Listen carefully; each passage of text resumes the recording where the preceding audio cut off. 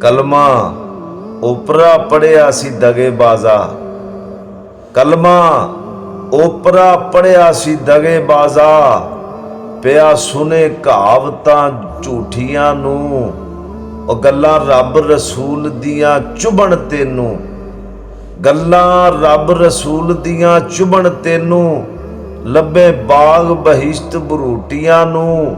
ਉਹ ਕੀਮਤ ਜੰਨਤ ਹੈ ਜਾਨ ਕੁਰਬਾਨ ਕਰਨਾ, ਕੀਮਤ ਜੰਨਤ ਹੈ ਜਾਨ ਕੁਰਬਾਨ ਕਰਨਾ, ਤੂੰ ਸਮਝ ਲੈ ਕੱਜੀਆਂ ਠੂਠੀਆਂ ਨੂੰ।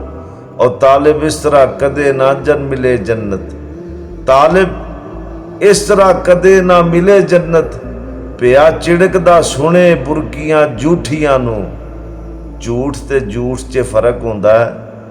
ਇਹ ਜ਼ਰਾ ਵਡੇਰਿਆਂ ਨੂੰ ਪੁੱਛਿਆ ਜੇ ਕਿ ਝੂਠ ਕੀ ਹੁੰਦਾ ਤੇ ਝੂਠ ਕੀ ਹੁੰਦਾ। ਅੱਲਾ ਹਾਫਿਜ਼।